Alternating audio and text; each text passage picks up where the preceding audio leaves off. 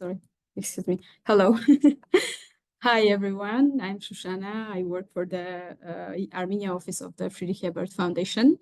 Good to see you all here, and hopefully we will have a very interesting and important discussion today. Thank you, Oliver, my dear colleague from FES Colombia, for joining us, for finding time, and hopefully the other colleague, Oscar, will soon join us as well. Nune, please check if the email is right, so that Oscar can go join. We are pleased to welcome you all here. This is the final webinar of our series on COP17, not only COP17, but overall the format of biodiversity COP and the civil society's role in it.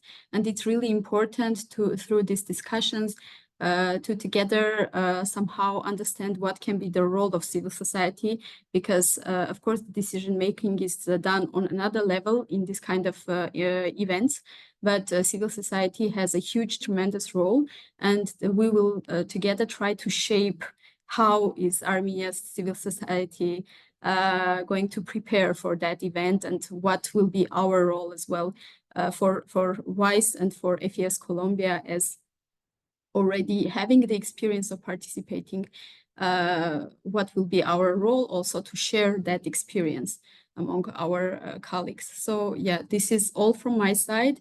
I encourage you all to be very active, ask questions. As Nune said, this is not a very formal format. This is an open discussion, so we want really all the important questions asked and addressed and discussed here. Thank you. And that's it from my side. Thank you, Shushana. Before moving forward and giving the floor to my colleague, to Oliver Dalichau from FES Colombia, I would like to ask everyone to one by one to unmute themselves and present in order to understand who are our auditory, and then we will move forward with the presentation and discussions. Okay. And also I would like to present Armen Asryan, who will be moderating this discussion during this webinar, this conversation. Yeah. So let's start with our attendees, and maybe Anya Eboyan, please. You can unmute yourself and present. Okay, hi. I'm Annie. Nice to be here. I'm working. I have worked with Ecosystem. It's a Luxembourg company, and they work in biodiversity. So most probably they will come to COP17 next year. Yeah. So that's why I'm interested in learning more about all these events, about COP17 and what happened during COP16.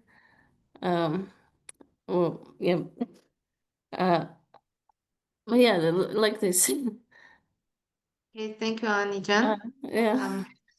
Thank you. Okay.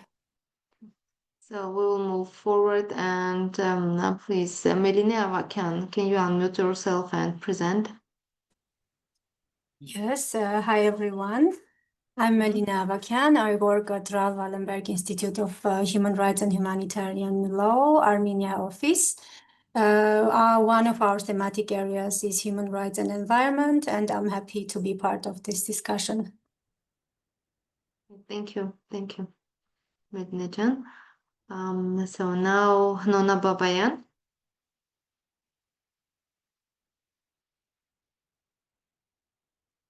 Yep. Hi, everyone. I'm Nona Babayan. I'm from the American University of Armenia Akopyan Center for the Environment. Have been engaged in different research projects, international donor funded, particularly in the field of sustainable development, environmental protection, and energy transition. Nice to not see, but hear everyone here today. Thank you, Nunajan. So we'll move forward, and I would like to ask Mikhail Rafaelian to unmute himself and present.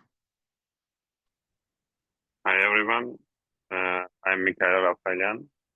I work in renewable energy and energy efficiency fund in Armenia, as a renewable energy and energy efficiency engineer. Also, I am an electricity market specialist. Thank you. Thank you, Mikhail-Can. So we will move forward. Mary Mamikonian.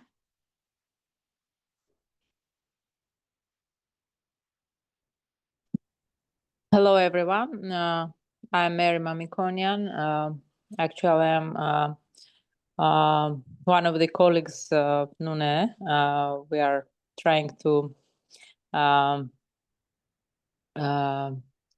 develop the new format of hackathon AI for biodiversity and organize our hackathon by November 8. And this will be the first step. And we hope that during COP in Armenia, we'll be able to do international hackathon for all the participants from different countries. In general, I'm financial expert in different green projects and fundraising for several NGOs. Thank you. Thank you, Mary-Can. Yes, we are working together on AI for biodiversity. The main target is youth.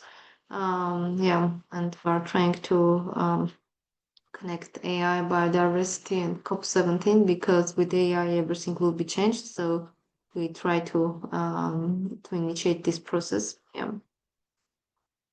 And yes, thank you, Mary-Can. So we'll go forward. Alexandra Gomez. Can you unmute yourself and present?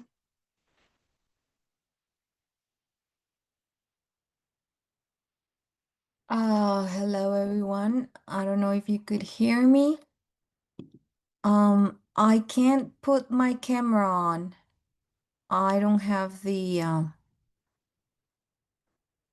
way of doing it. I don't know if you could help me, and if you could please confirm if you could hear me. Dear Alexandra, we can hear you. So I will promote everyone to panelists in order everyone to see each other and be able to turn on their cameras. But I would kindly ask you to unmute yourself whenever you don't have any questions. Yeah. Okay, I think we could make it here. Okay. Yeah, could you hear me now? And see Yes, me now? and see you. Okay, that's great. Okay, well, hello everyone. So nice to see you in this meeting. My name is Alexandra Gomez. I am the WWF Colombia Communications Director, and I was leading the communication strategy for our COP16 last year. Very interesting, everything that happened. So I hope we could share a little bit about our experience. Okay, so first of all, I'm going to be sharing, let me see, I'm going to share a screen and I'm going to show you two screens, and I want to start with this one. Sorry if you could see me here. Just, there you go. Okay, could you see my screen? Yes, we can see your Great. screen. Okay, so this was our strategy. This is how we started. And of course, a lot of planning and stuff, but was like the resume, or was the briefing of what we were planning to do.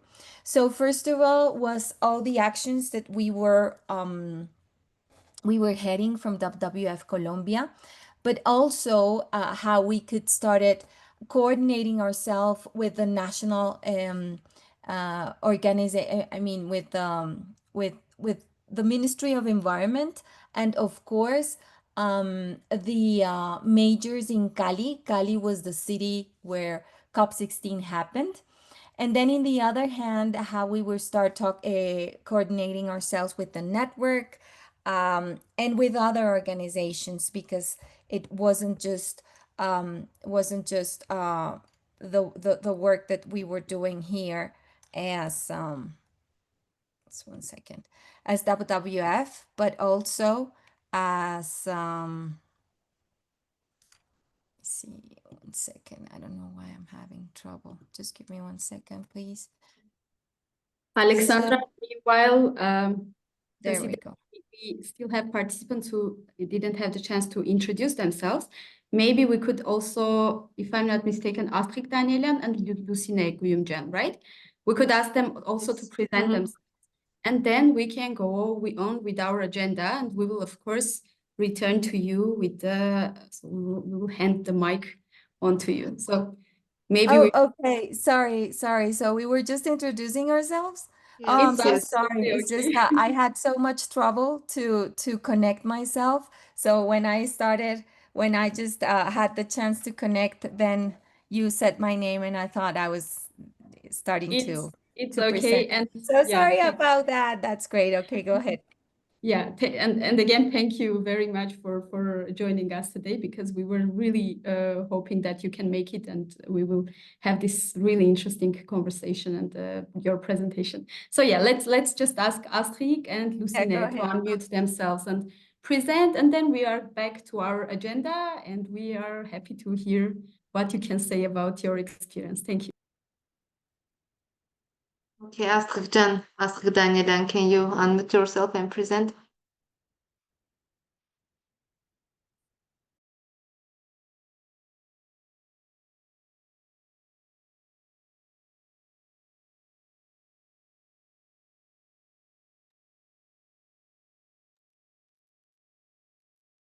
Then maybe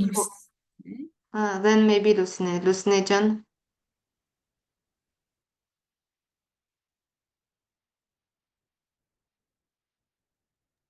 Astrid apparently has a technical issue, so she cannot unmute herself, but it's okay. I mean, it's not mandatory. We would just like to know all of you, so that this is not very formal meeting.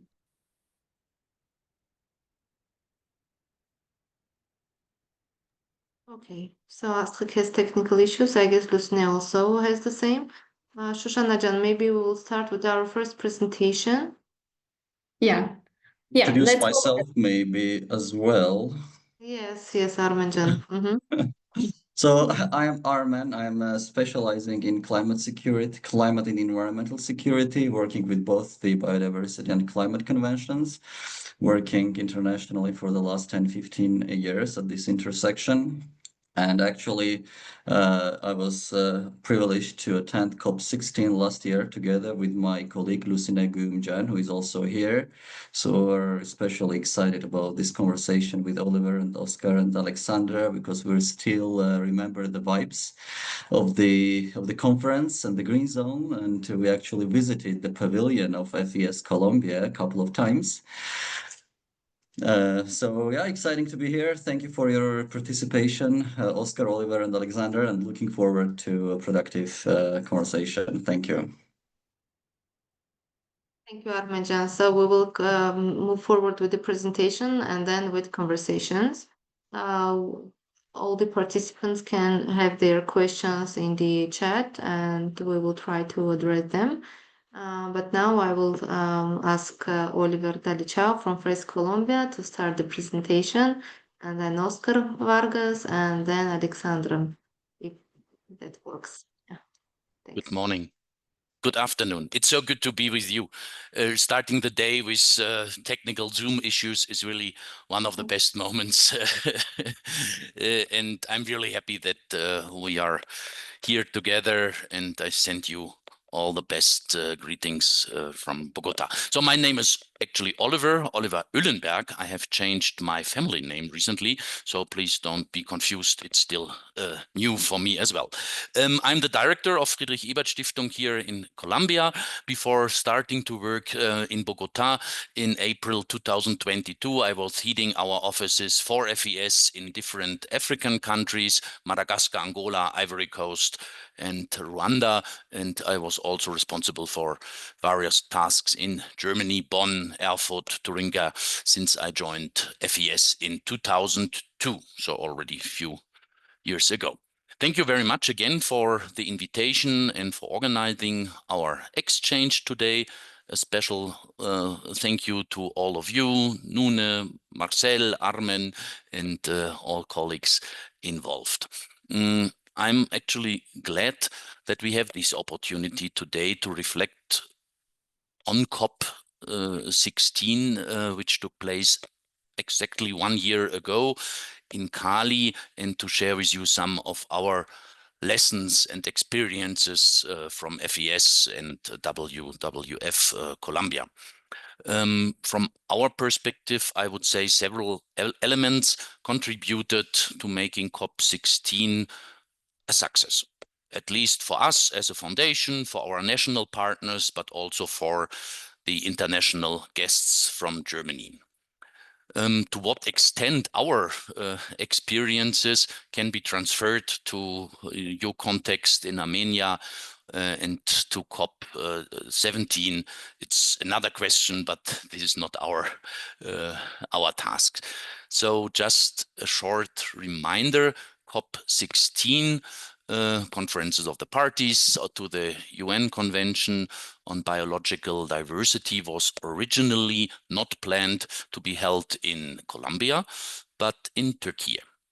But after the earthquakes in 2023, the Turkish government had to withdraw, focusing in rebuilding and reconstructional needs. So the United Nations then called for a new host country, and Colombia volunteered and offer announced by the former minister or environmental minister Shushana Muhammad during COP28 in Dubai that Colombia could be the host of the COP16. Then Gustavo Petro, the first progressive president of Colombia, confirmed this decision, and also Cali at the new host city. The decision, at least for Colombia, was one with deep symbolic meaning. Symbolic meaning in the sense that Cali was not only hit by huge social protests during the popular movement in 2021, and bringing an international conference to this city, which suffered so much, was a political decision. Nevertheless, there was also some skepticism, and especially among the international community based in Colombia, about this choice. Some of the observers doubted that in a country that Colombia could actually organize such a huge global conference in just short time, few months we had.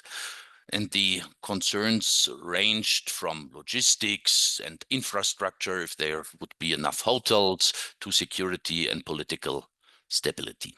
But the outcome proved the opposite, and we were quite proud of it. Cali delivered, I would say, in terms of organizational things, and the expectation were even, or the outcome was even bigger than all skepticism. And Arman, you have just raised it. There's still somehow a vibe of the Cali feeling even 1 year ago. Cali, as I have said, was not only chosen for its strategic location and its proximity to some of the world's most biodiverse regions, the Pacific rainforest and the Andes Amazon transition zone.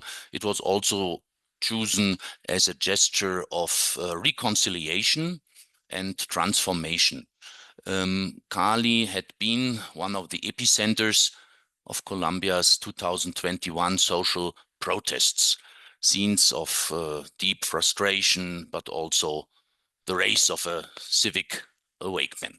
And bringing COP to Cali, the government wanted also to send a message that peace is not only made between people, but also with nature. And they choose the motto "Peace with Nature."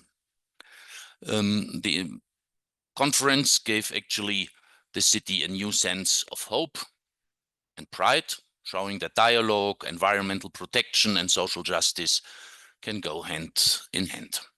Beyond our participation at the official COP stand in the Green Zone, we at FES Colombia were also involved in preparing a special visit program for one of the German parliamentarians, the former spokesman of the SPD group in parliament and today state secretary of the German Minister for Environment, Carsten Träger. I have prepared some pictures. Maybe we can have just a look here. It's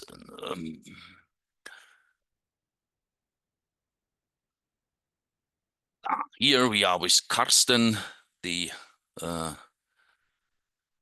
parliamentarian. We were able to organize some meetings for him, one with Juliana Miranda Londono, member of the Colombian Congress and former director of national parks in the country, and another meeting with a well-known journalist, and together they had a discussion about deforestation, illegal economies and local strategies, etc., etc. Nevertheless, whenever you have international guests visit your country and the language or context they don't know, there are always some challenges of cultural understanding, but we were able to overcome all of them. And once again, another big thank you to Oscar, who was translating and built linguistical bridges that we were able to make these meetings successful. So I will not enter in the details. I would just thank you here, and with your permission, I would also hand over to Oscar, who could share some insights of our specific work with our local partners in Cali, and then we will have the presentation from our friend from the World Wildlife Fund in Colombia, and then all questions are for sure be possible. Thank you.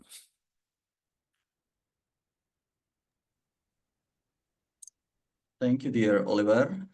And let's test the tech with Oscar. All well on your end, Oscar? I'm hoping. Can you guys hear me well? Yeah, great. Wonderful. Thank you so much.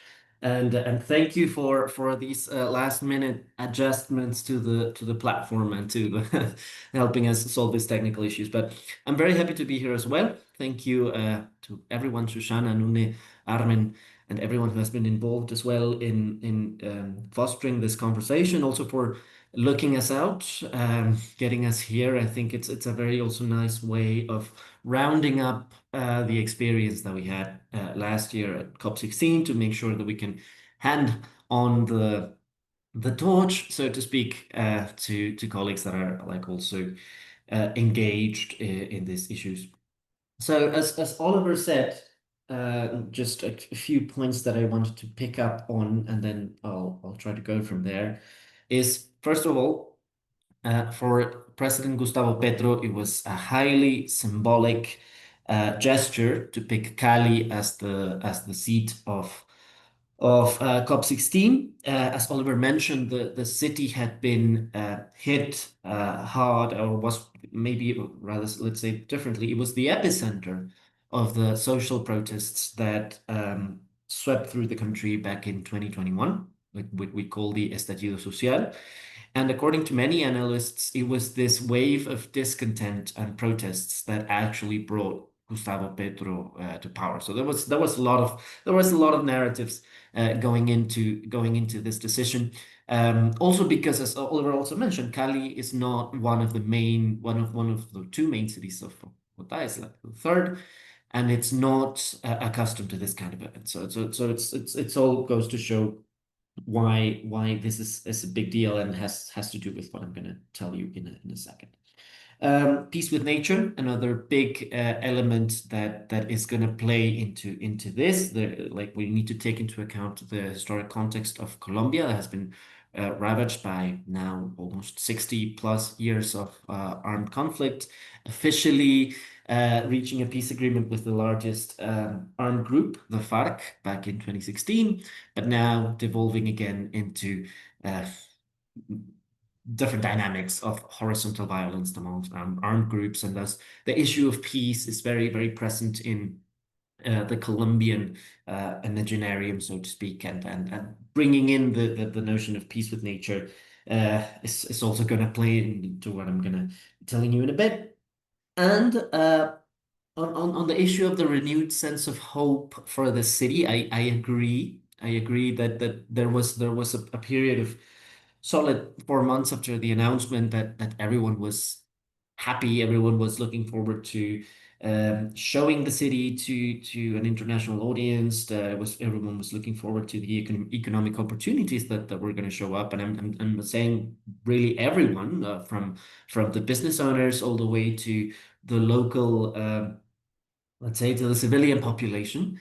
But those expectations quickly started morphing into disenchantment, into suspicion about what the city was actually going to do, and the city and the country was actually going to do with COP16, and how they feared that even with all this international attention, with all this money flowing in, literally, the city was going to be left with nothing at the end of it.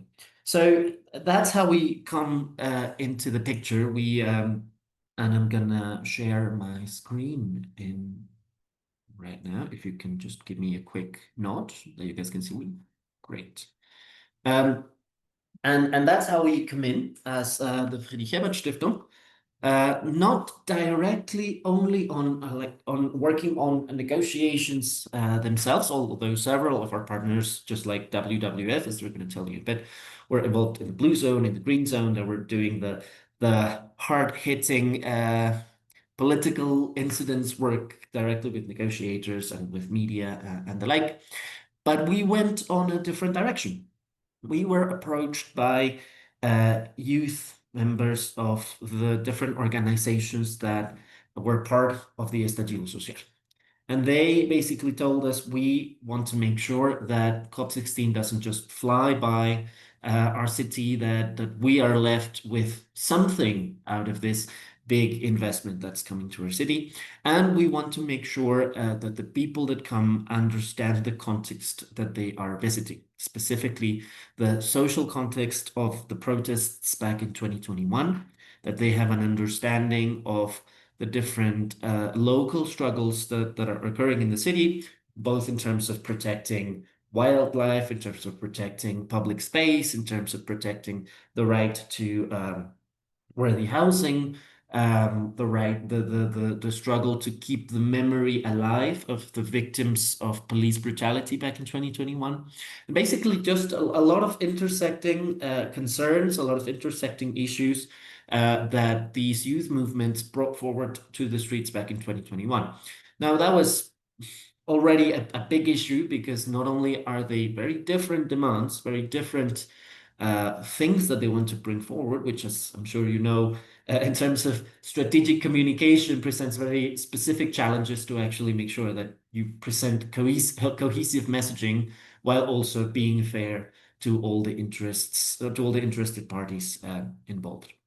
So just quick reminder, we have the Estallido Social back in 2021. We have a wave of police brutality and repression that left several dead, many incarcerations, and just a general sense of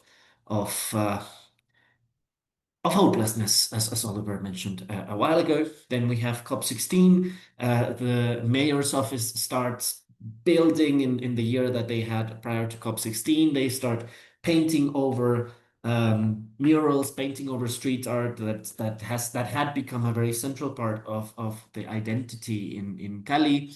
He starts basically sanitizing the image of Cali, pushing away longtime residents from specific areas that, with the excuse of climate risk and the like, but with no sort of planning and socializing and the like, which also generated a lot of tension from this social movements.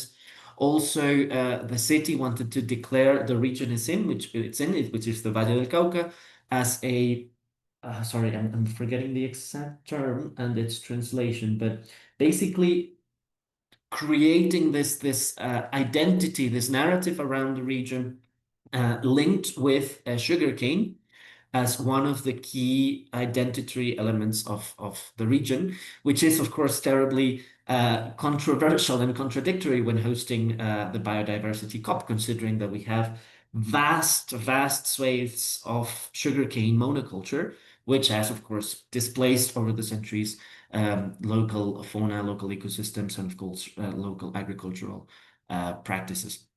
So within this context, we have COP16 happening. There are many perceptions of contradictions that are present both on the national governments, but specifically on the local governments. And that's where we come in. As a side note that I think it's very important to keep in mind now, and that will come to play depending on what happens, on what the general leadership is of the government in Armenia, is that that Gustavo Petro actually made a big effort of integrating local communities at COP16. And that was the side concept of COP, which was called COP de la Gente, which is COP of the people, and had a big impact in mobilizing indigenous communities from all over the country, peasant communities from all over the country, both in the blue zone in the negotiations, but specifically on the green zone, which was the biggest green zone at these sort of COPs. I'm not sure if larger than climate change, but definitely the largest at the biodiversity COPs, which had also a big impact in motivating us to work together with these youth from the social protests and generally these youth movements from Cali, making sure that there was an opening from the government to actually hear out their complaints, and also coming back to the fact that Cali hosted COP and actually tied back to the work, the resistance that these youth movements had executed back in 2021. So within this context, we start working together with these youth movements. There are many conflicts that had been left from the Estallido Social back in 2021. If you've ever worked with youth movements and local groups, you know that they can be volatile, that they are very passionate. They are very effective at mobilizing, at getting people to the streets, at actually doing the work. There's a lot of energy, but because of that, there's also a lot of potential for conflict if there are not very specific tools and strategies to keep nonviolent communication, decision-making, and the like. So basically, when we come in, they tell us there's a lot of youth movements. We all identify ourselves with the Estallido Social, but we need someone that helps us rally. That helps us rally not behind one figure or another figure of the youth movements because of all this mistrust, but someone from the outside that can actually generate a safe space for all of them to come together with a certain assurance that no one is actually looking for specific protagonism. So that's what we start doing. We start going to Cali. I think we went like 6 or 7 times prior to COP16, getting together all these different groups through their representatives. We go to their territories. We basically meet them and tell them what we're trying to help them accomplish. And through dialogues, we start also asking the question, fair enough, we have youth movements and there are some environmental concerns, but how do we also make this narrative link between the social protests, between this demand for the right to remember the victims of police brutality? How do we link that with biodiversity concerns? And then we continue digging deeper into the dynamics of the estallido social. We get to community gardens as something that, while prior to the estallido, while it existed prior to that, it became a staple of the city and of local movements during and after the estallido social. They became tools for the reappropriation of public space, both from government but also from criminal organizations, and thus were kept as a centerpiece of public resistance. Potlucks, ollas comunitarias, the basically gatherings of community members getting together to cook and basically feed protesters, as another key element, highlighting both food sovereignty and community organization as some of the key narrative elements that we wanted to bring forward at COP16. And yeah, basically through this kind of weaving of narratives, of different interests, navigating loads of conflicts that I cannot begin to tell you about, we start generating this articulation, this, let's call it, movement called La Vida en Resistencia, or Life in Resistance, alluding to these two strands these two narrative strands, protest, resistance, and biodiversity, life, and life understood in general terms, also trying to bring in this whole issue of peaceful nature. And that's when we start developing our, let's call it, our brand, our identity. We start having different meetings with both local and national authorities. We create this manifest with the different concerns, different issues that the youth movement wanted to bring to the table at COP16. I'm not going to delve too deep into it, but basically it goes from all the way from protecting rivers, all the way to the protection of social and environmental leaders in the country, all the way to the role of arts, culture, and environmental education in protecting biodiversity, memory, victims, and stuff. So again, you see that as we had the potlucks back in the streets in 2021, we have a potluck of ideas and notions that they wanted to bring together. It's what we call a sancocho here in Colombia, just a soup of many different ingredients that create something unique and community-based. And through that, we start having discussions with national authorities. We sat together with the Minister of Environment, with Shushana Muhammad. We start talking with local authorities. We start getting to the neighborhoods as well through the youth organizations. And through these conversations, we managed to get a certification for 5 of our participants to get into the blue zone. They are linked to the negotiations, or linked to the larger organizations that were at Cali, making sure that these information was also present at the discussions. We also managed to get a relatively large stand, like a pavilion, where together with the youth movements and specifically the associations of family members of victims of police brutality in Cali, we created a living memory museum for the estallido and the victims of the estallido, but again, creating this narrative link with biodiversity protection. And we had 16 events, 16 workshops and talking events in the neighborhoods in Cali. We brought these conversations outside of the green zone and blue zone, and actually aimed to have these conversations and to understand also the concerns that many of them related to this notion of sanitizing Cali in favor of an international outlook instead of local communities and their needs and struggles. Just really quickly, here over top on the left, this is a poetry event that we supported, and then which finished in a theater scene oriented towards the memory of the victims. Here in this centerpiece images, we see this living memory museum at the Green Zone. This is the Environment Minister Shushana Muhammad, who came join us. We had the energy minister dropped by as well. We had several Congress people join us as well, apparently as you folks at FES Armenia as well. although I'm sad to say that we didn't get to meet. This is one of our events out in the neighborhoods at the outskirts of Cali. It based on community orchards and the role of Black and Afro communities in the identity of Cali, but also the protection of the 7 rivers of Cali.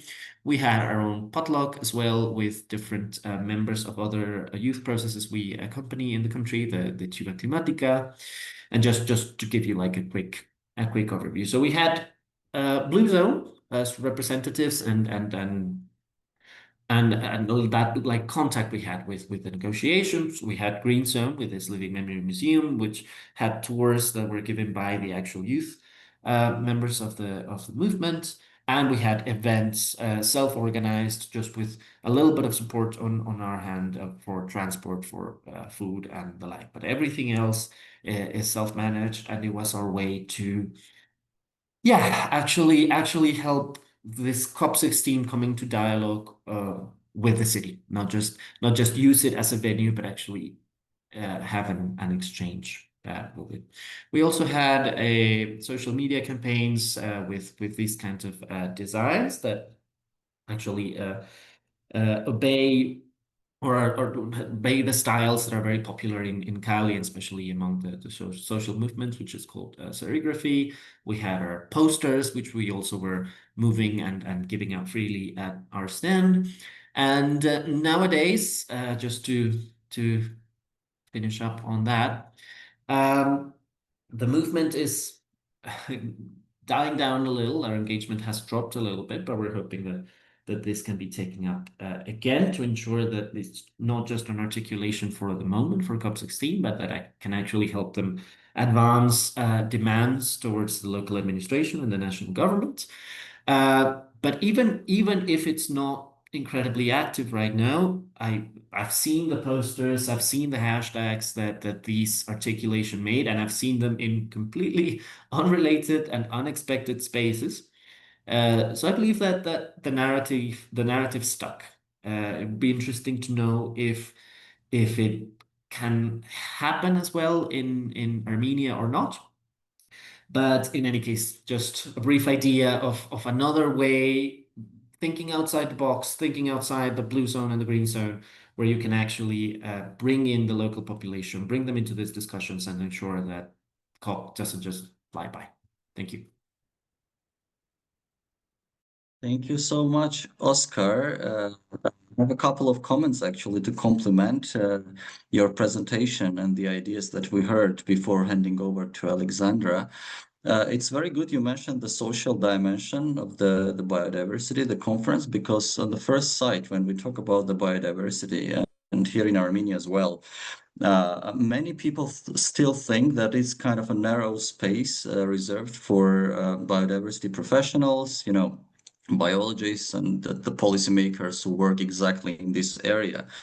There is very little conversation about how the biodiversity is related to the social justice, for example, the fair distribution of natural resources, and linked to the urbanization, for example, of large cities with all the consequences that it brings along. So, and Cali, actually, we learned quite a lot of new things about Cali. Thank you, Oscar, because we didn't know about this, the pre-existing issues in Cali, about the dislocation of people from their places, so to say. And yeah, that's quite an eye-opening for us.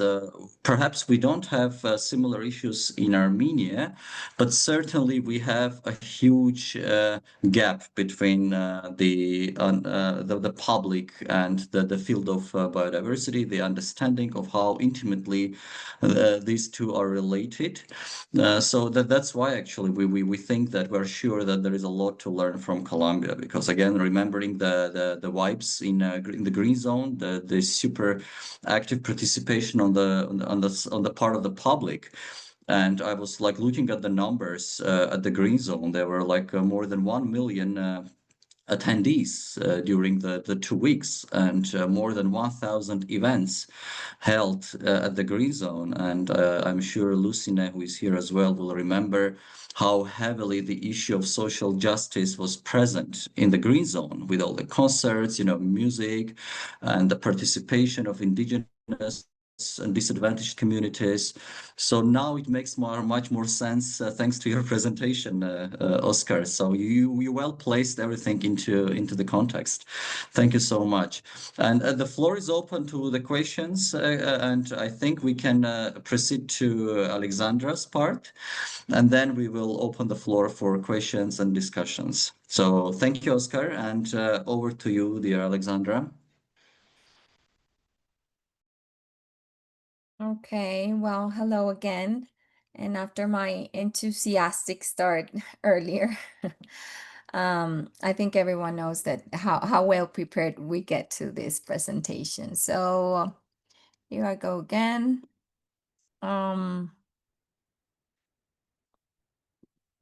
Okay, so here we are. So as I was saying before, we had, as everybody knows, this was something that it was decided like a year before it happened, COP16. So we didn't have like quite a time, like maybe a year and a half and 2 years and stuff to get prepared for it. But we had our enthusiasm, put it on a passion to do things right.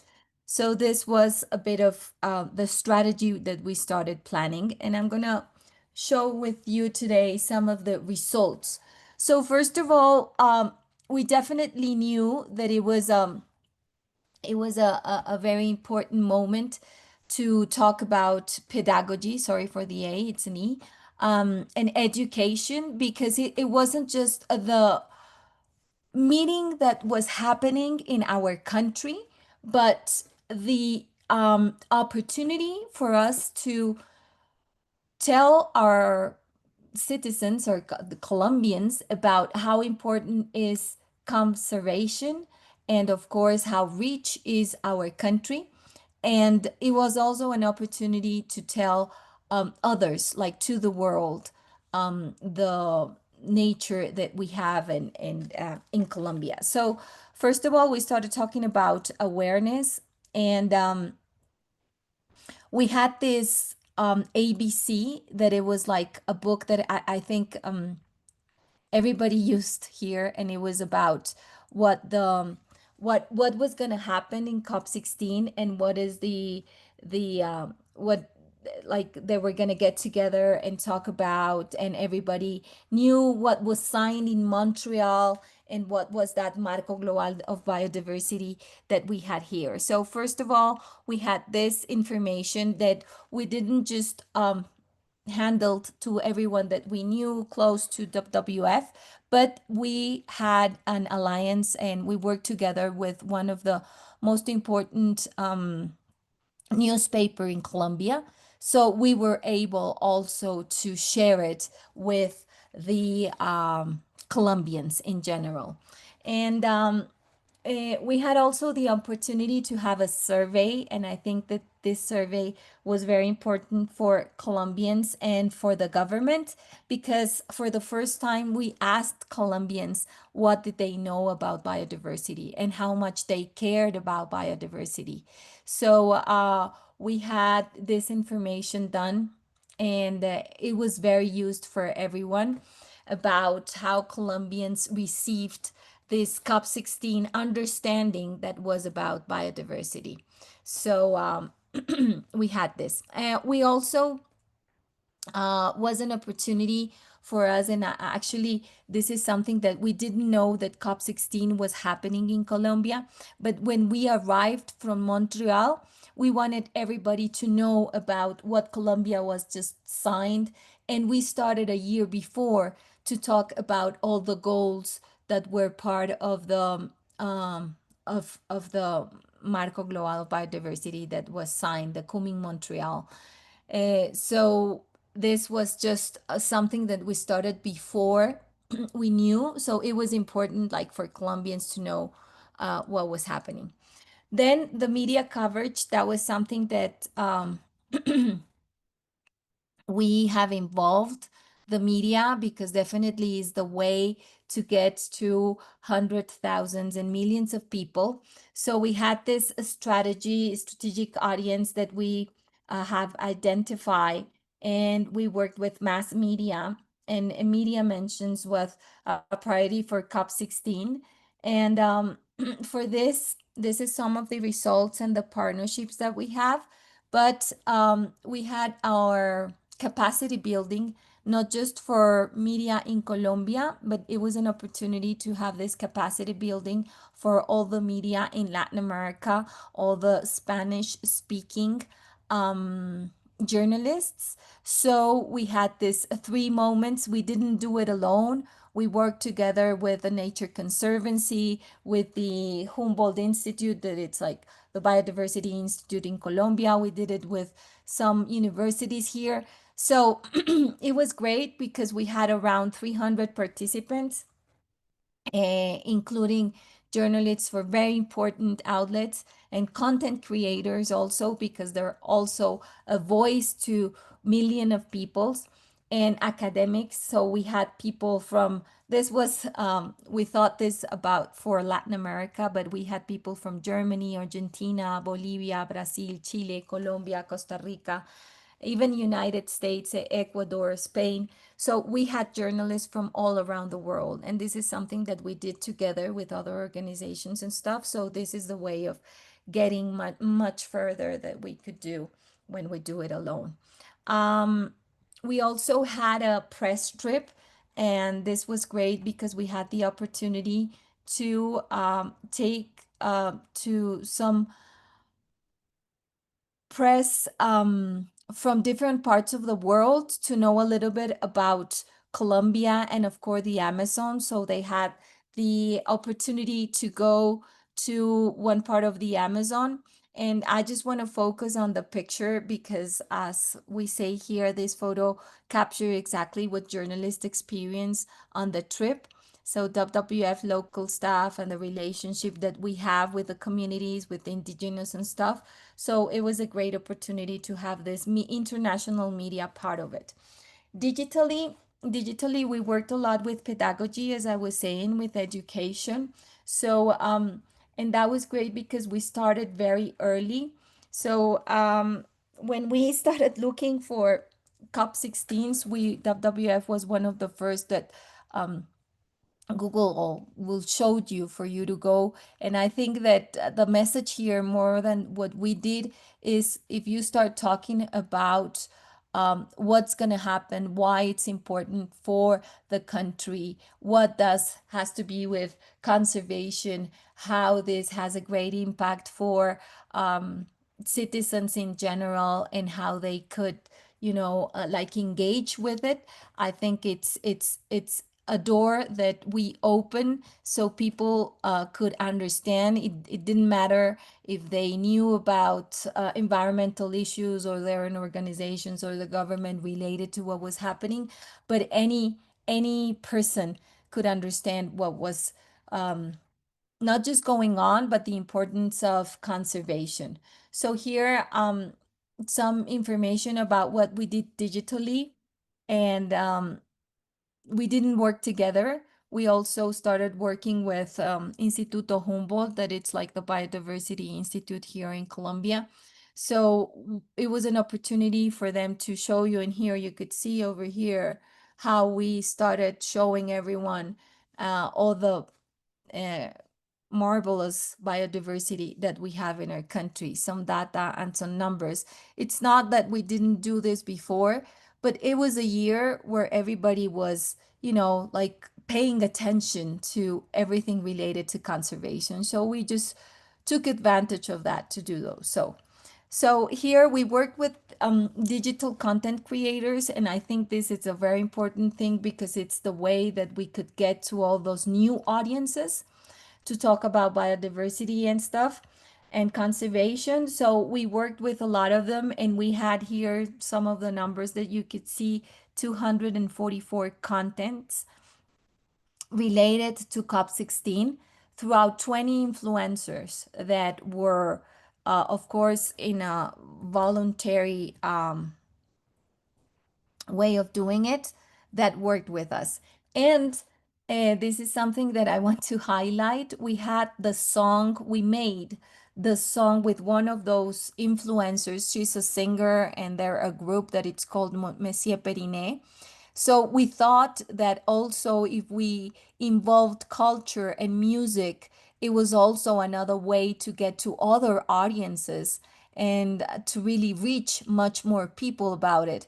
So we did the song of COP16 with this. We did this together with the Ministry of Environment and Monsieur Periné, and another group, local group in the Pacific, made this song for this moment. And we have, I don't have this information here, but I'm telling you that now that song is nominated to a Latin Grammy, that it's going to be now in November.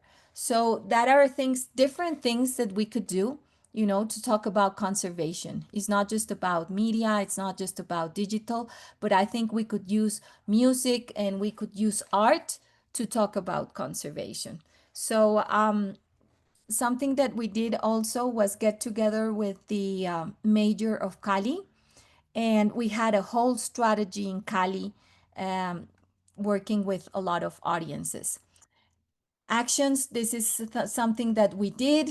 We worked with schools, we worked with youth, we worked with citizens in general to talk about that. And here are some numbers that could show us the great results that we had.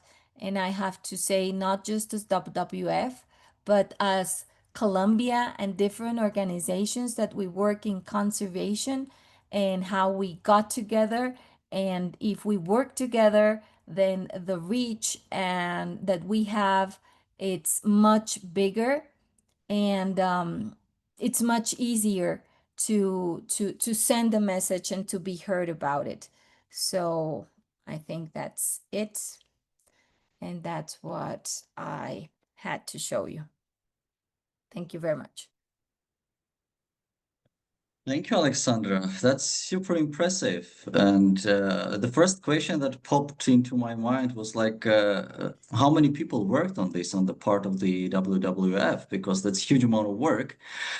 That's like my first question. And the second one, and the audience, of course, is more than welcome to raise their hands and get into the conversation. And the second question is the timing. Obviously, this amount of work needed a lot of like advanced planning, like and considering that the CBD conferences, the biodiversity COPs take place once every 2 years, when did it click with the government and with the public when you actually started? The reason I ask this question is that it's already like 11 months left in Armenia for hosting the COP, and things are moving somewhat slow here. And we anticipate like lots more activity in the coming months, obviously. But we wonder how it worked in Colombia when the realization kicked in within the government and within the civil society in terms of planning and the actual preparations. Thank you. Okay, let me see if I got the two questions. So I remember the one, oh, the people and how much time. So, well, first of all, as I was saying, like we as WWF, what we try to do is everything that we have planned for the year was going to be focused on COP16. So if we were working on the Amazon, how we relate the Amazon with COP16. If we were working with communities, how we relate communities with COP16. It's not that changing what we were doing, but relating what we were doing with COP16. And so I will say that the whole office was in one way or another working for COP16. And timing, I think it happened exactly the same, Armen, because we, a year before, we knew that that's what's going to happen. And just like 6 months or maybe 7 months, the government decided to do it in Cali because we didn't even know what city was going to happen. So until then, we had the chance to start working together with the Ministry of Environment. When we started in January, we contacted the Ministry of Environment and tell them, you know, we're here open, we want to work with you. And we started inviting some other organizations. And I think that's what the difference is, because it wasn't just the people from WWF, but the people from WWF, other international organizations, the people from the Ministry of Environment, the people from the major in Cali, the major office in Cali. So it was how we coordinated ourselves, how we used our alliances, for example, with media that we had before. And all our alliances are our work here that for years we turned it into COP16, like as a platform of COP16. We work, for example, with influencers. In Colombia, we have what are called our Team Panda, and we have 44 influencers that in a voluntary way work with us. So how we use that to turn them to work for COP16. So it wasn't new things, you know, it was all that we do turned into what was happening that year. I don't know if I answered your two questions. Oh yeah, completely. And actually referring to what Oscar said about, and Oliver, about the kind of not last minute, but still a change in location, the host country for the COP from Turkey to Colombia, and that virtually gave Colombia much less time. And that's judging by the results, that's very impressive feat achieved in organizing the COP. And I was looking at the slides, and again, like the multi-generational effort. I mean, like from kids, the pedagogy, the education, all the way to the seniors, and that was well evident in the green zone as well. And if I may, just a quick follow-up question again about the awareness survey that you did.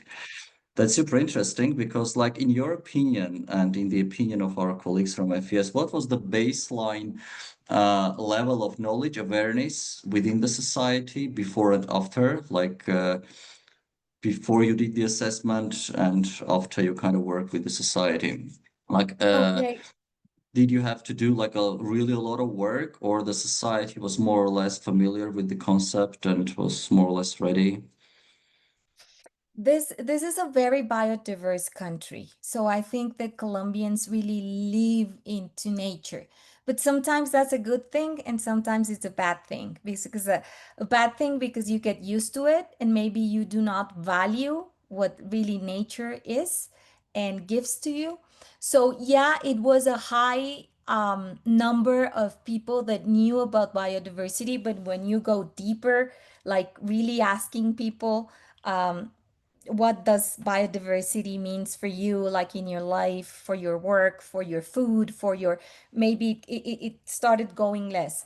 And we're not having that biodiversity assessment until next year, because that's the work. It was an opportunity for us to have like a baseline on what the people knows, but we didn't want it to do it right afterwards, because it's not because of COP16, but the work that not just organizations like us, but all the organizations, government organizations work on giving information on nature and conservation and stuff. So we will have next year the other assessment to see what will be the difference in what we measured on 2024 and what we were doing, not just during COP, but all these years, to see how it's been growing.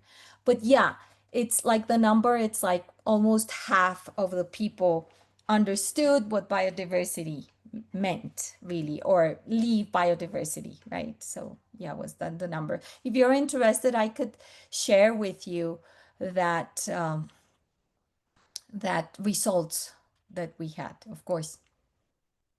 Yeah, please do. That will be super interesting because that's hugely relevant for Armenia. Because well, it's one of the major bottlenecks, because it's speaking in a language of the convention, like, you know, it's the whole of the government approach and the whole of the society approach. Although the government itself in Armenia is now heavily engaged with the preparations, all the way from logistics, hotel, flights, interministerial coordination, for example. We still have this bottleneck in the public understanding of biodiversity. Again, we have few like very notable species like the leopard or like bezoar goats, and which are very much under the public radar. And the WWF Armenia office, of course, does a fantastic job there as well. But yeah, when you ask people, like regular people, about the biodiversity, those species are the first that come to mind. And it's really difficult to communicate the intimate relationship between the biodiversity loss, the ecosystems degradation, and the well-being of the people. And here we talk about the mental health of people, the things like light pollution, for example. The collapse of insect population, which it directly relates to the agricultural sector. Less insects equals less pollination, less agricultural output. So there is a direct link between the biodiversity loss and the agricultural output. Or light pollution that interferes with human health, mental and physiological health, also at the same time impacting the birds and insects at night. So they are very kind of trivial to the scientists, of course, facts and impacts that are. And this is the challenge in Armenia right now, to be able to communicate this. And this can be one of the ways to catalyze the community, the civil society organizations into action, because unless you show the linkage, it's really difficult to trigger behavioral change in the country. That's why this awareness assessment is like super interesting for us. You have done this, and most of the times there is no need to reinvent the wheel. There is a lot we can learn from Colombia, this kind of South-South cooperation exchange. Yes, of course. Yeah, maybe we could have, if you want, I'm open to have maybe just a comms meeting with maybe your communication experts, and I could show maybe deeper information of what we did, and this could be a 2.0 version. And as you were saying, not starting from zero, because we have a lot of things that we've learned from it, of course. Definitely. We just had one of our colleagues in the participant list, Astrid Danelian, but I think she disconnected for some reason, perhaps a technical fault. She is now actually busy with the needs assessment for the government and the UN system in Armenia to quantify, like quality-wise, quantity-wise, the needs of the government and the UN system in this respect. So surely she could have a few interesting comments here. But yeah, please. And since I don't see any, Shushana, do you want to say something? Any questions? Yes, please. Yeah. I'll pass on to you, and then I'll continue, because I have a huge list of questions to our colleagues. But Same yeah, here. go ahead. Same here. By the way, I have to admit, we don't have lights in the office, so electricity went off. So yeah, I hope by the time of the COP, we will have them back on. Fun fact about Armenia at this point. I wanted to ask all of the colleagues, actually, I'm interested in your opinions. Did you have the dilemma between like public sector, private sector's interest in COP and the role of civil society? Because one of the things probably maybe us as FES is afraid of is that is greenwashing, like in general, the idea of that, and that many private sector representatives, like companies, major companies that are not really, their style of working is not really sustainable, is not really respectful to the nature, will try to use these major events to like push their own agendas. And I would like to know if there were such things noticed in Colombia, and what was the reaction of the civil society? How was this like confronted, or was it confronted, or was it a huge issue in Colombia? And also I would like to ask, especially the FES colleagues, was there any cooperation with the trade unions, and whether the trade unions are like a major factor in Colombia? I guess they are more like developed, in my understanding, than they are in Armenia, because we have trade union confederation. They are trying to like reformat and change and really represent the workers' rights, but as an institution, not that strong. But again, we as FES support them as much as we can. I want to know what was your experience, and during the COP, did you have any like cooperation with the trade unions? Thank you.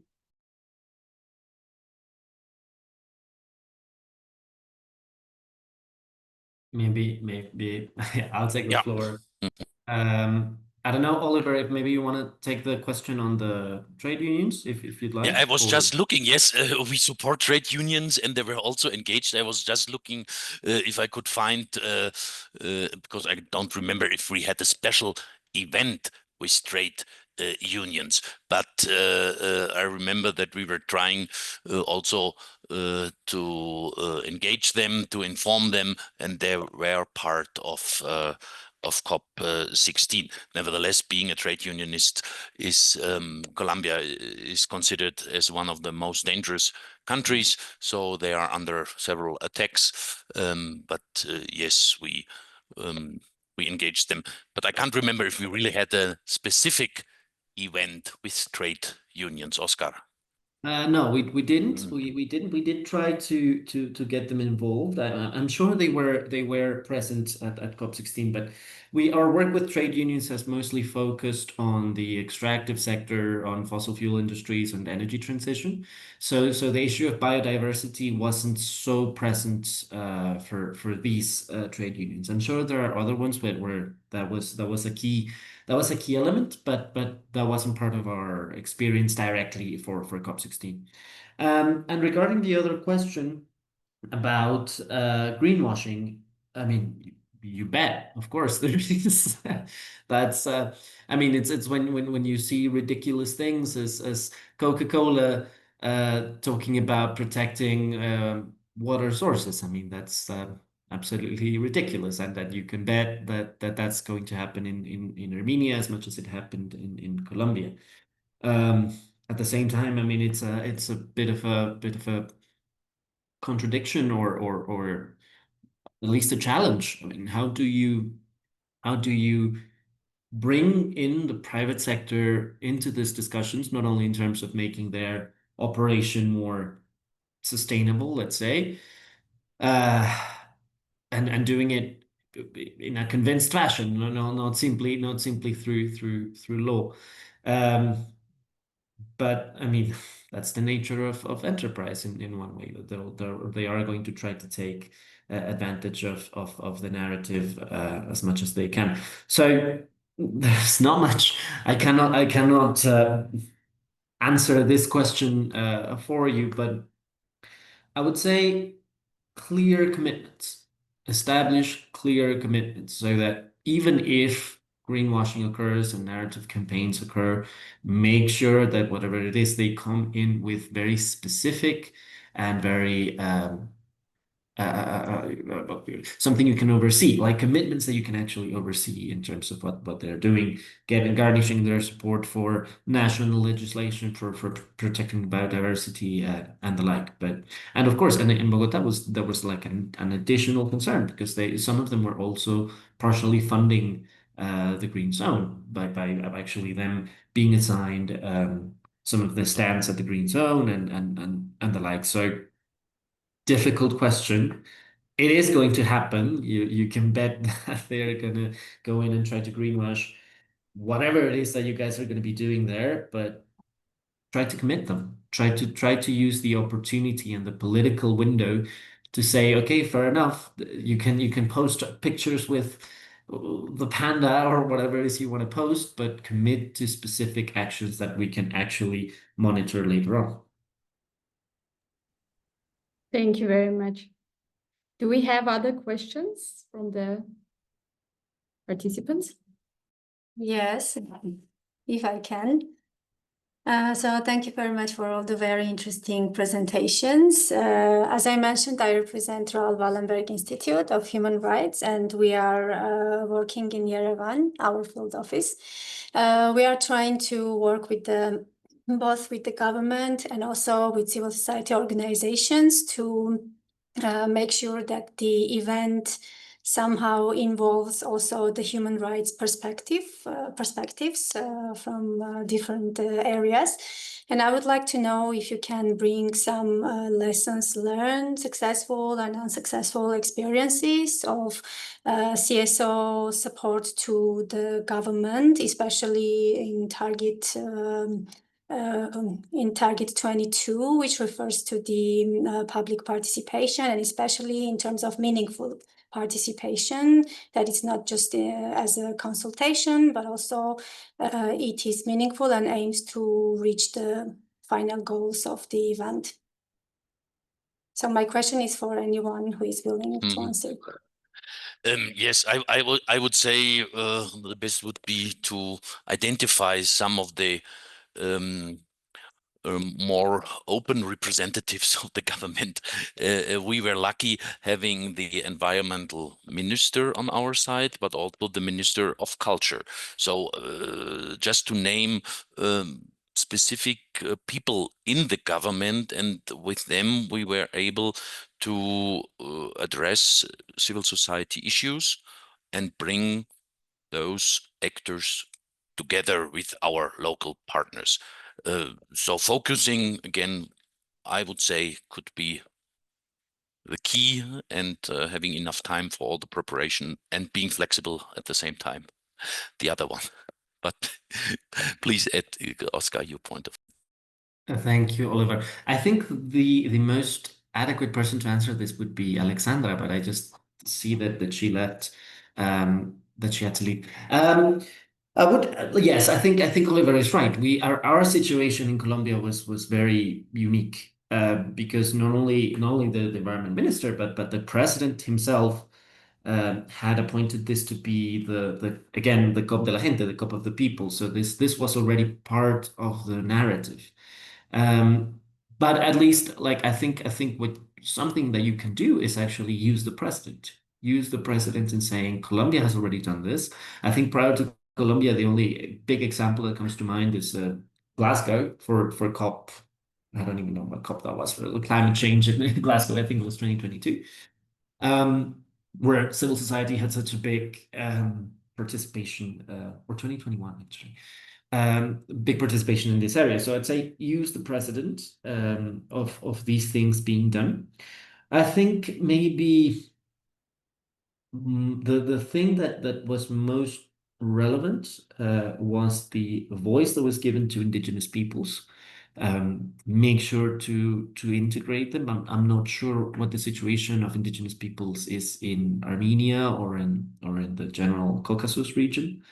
But that is a very powerful group in terms of organizing, or at least that's our experience in terms of organizing, in terms of having very specific spaces that they can occupy. Not to say that it's easy, not to say that there is not enormous resistance from including these groups into the negotiations, but create coalitions.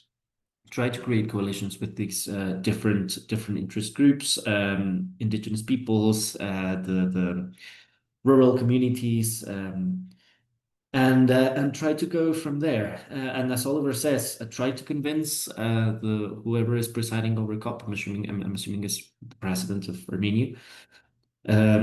Convince them of the importance of making this a broad space, and not only in terms of political ideals and things that us in civil society are very known for, and talking about social justice and the like, but actually make the political argument of why this can be a political victory to whatever actor is handling it, and because it was a political victory for Petro.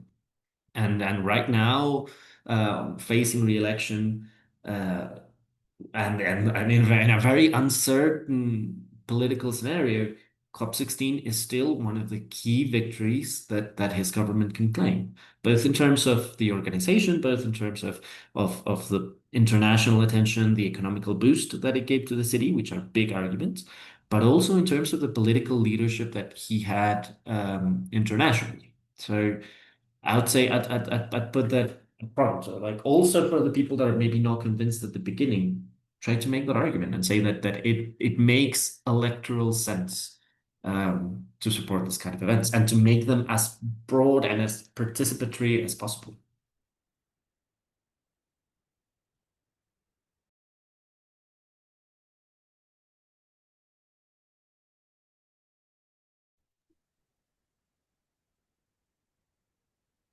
Thank you very much. Armen, I can see other questions in the chat, if I'm not mistaken.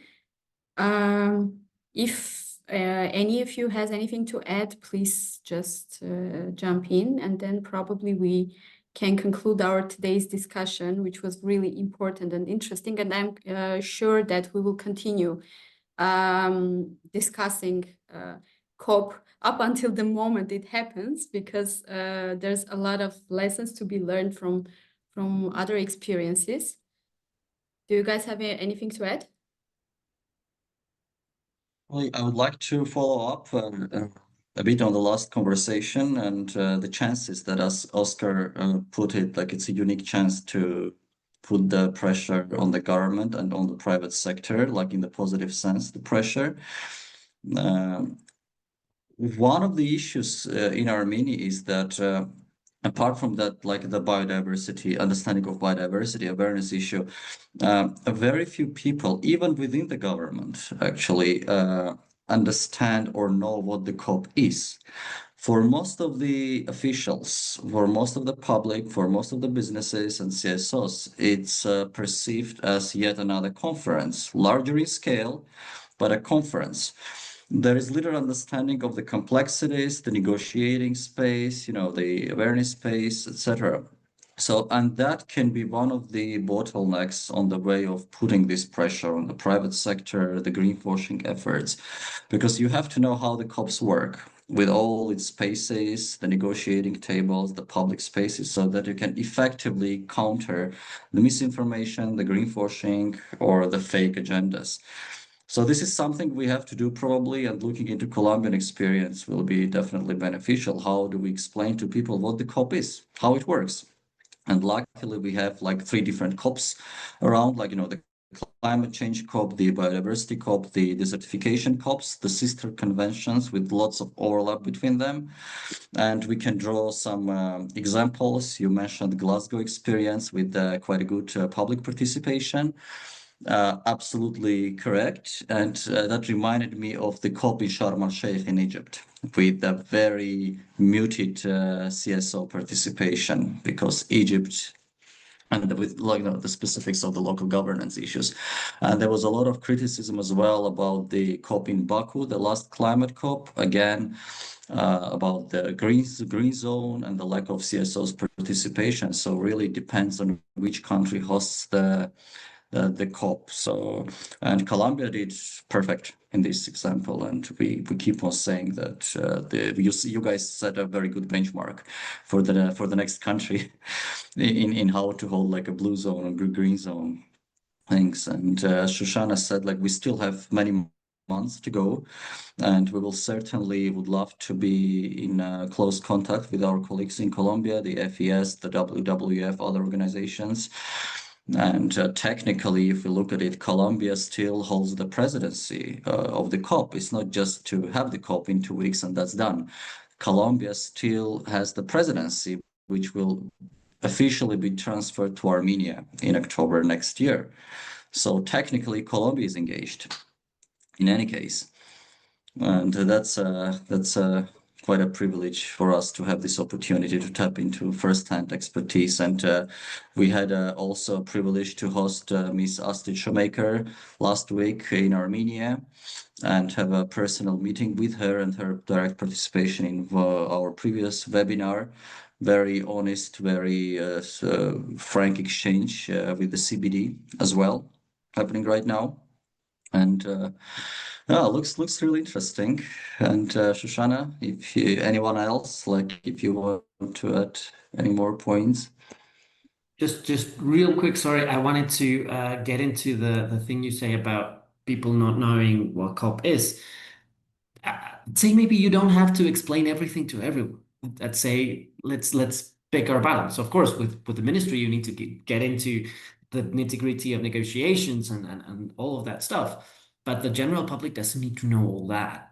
And I'm saying it because in Cali, you guys say, well, it's another conference, but in Cali, it wasn't even that. They didn't even know what a COP was, what a conference of the party. Even that level of understanding was completely absent. So we just got them from the things that ached to them, the things that pertained to their lived experience. And then from there, we start generating attention from the bottom up. And then these things get picked up by the institution. So I don't just a little 2 cents, maybe. You don't have to explain everything to everybody. Just be strategic to what messages you give to whom. And regarding your last point, maybe could be interesting to keep this dialogue going between Armenia and Colombia in the forthcoming year, and that would be lovely to see happen.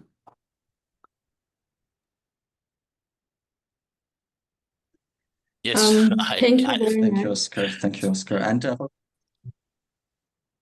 I agree Oliver, absolutely. I agree absolutely. And before I have to leave, I thank you very much again for this opportunity. Actually, it's I liked it very much because it gave us again the opportunity thinking about what we have done last year and where we are now. And I mean, I also remember the stress we had and all the frustration even. We had some very well organized panels, and in the end, we were only sitting there with a few participants. Nevertheless, it was worth it to do, and I would always do it again because it makes this the theme or the general organization, and that we were part with so many other groups in this conference make actually the difference. And this is my last point. Thank you very much, and see you again. Thank you very much. Thank you, everyone, for taking time and joining us today. Oliver, Oscar, it was really nice to see you guys here in Zoom and also discuss COP. And we heard also from Armen and Nune and the colleagues that how really important and interesting the COP was and how impressed they were. So thank you all again. We will be in touch with all of you. We are now currently working on our future plans for the next year, but COP will be, of course, center of attention, and we are going to have a series of important discussions, panels, spaces where everyone can share their thoughts and raise important topics. So yeah, we will be in touch. Thank you one more time. I want to also thank you from Nune's side because she has technical issues and cannot say bye to you, but I'm passing on her words to you. Yeah, that's all from my side. Hope to see you all online, offline really soon. And thank you again. Goodbye, everyone. thank you, Oscar. Thank you for coming. Thank you for the invitation. Bye-bye. Cheers. Bye.